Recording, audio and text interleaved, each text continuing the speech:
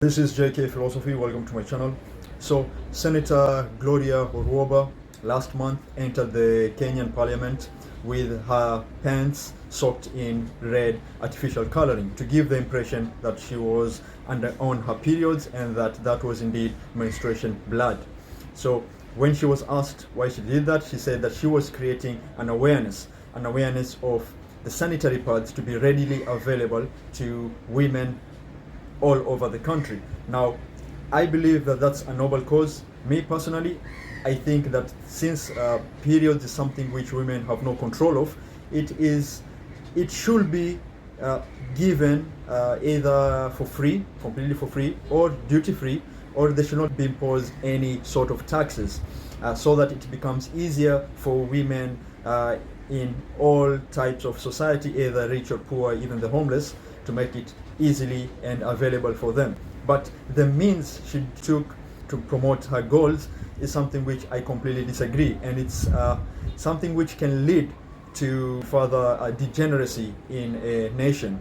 So, for instance, when it comes to matters of this sensitive nature, we should take steps to make sure that the modesty and the dignity and self-respect of women is something to be cherished, something which societies all through civilization has tried to respect. Not only that, but it is also exposing something which is sexually explicit to non-consensual men, because the men who were in the parliament that day, they didn't consent for you to expose yourself like that in front of them. Of course, it's artificial color, but there's no means which they would have known if it was actually artificial color. Now, whatever she did, imagine if it was a man who entered the parliament with semen all over his pants.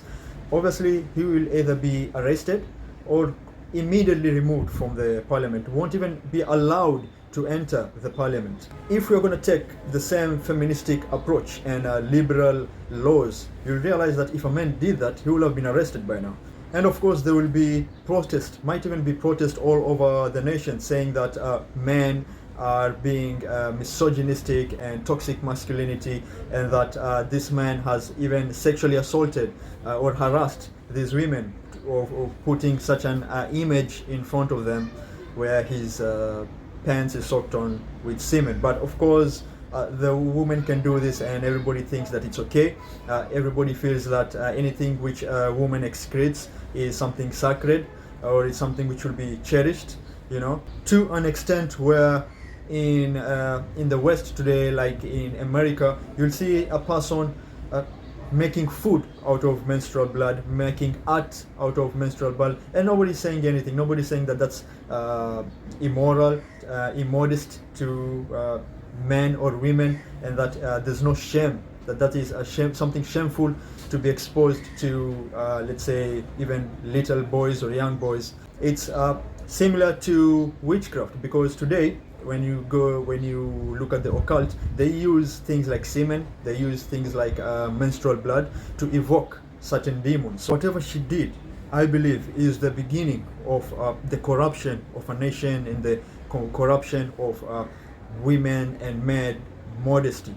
Because what the feminists in Western culture do is that they use noble causes to further their satanic agenda. And by this, I can give you a couple of examples. For example, you'll see women marching naked in America, or half naked in the West.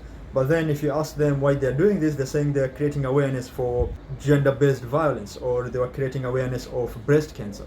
So they are doing something which is satanic or immoral in pretext of something which is noble. So when you ask them, you shouldn't do this, they'll ask you, why? Are you against women's rights? Are you against giving out of these sanitation pads to women? It seems like day by day Kenya as a nation is leading to egalitarianism, liberalism, and the Western society, even when it comes to matters of what is sacred and what is not, morality and modesty of the people.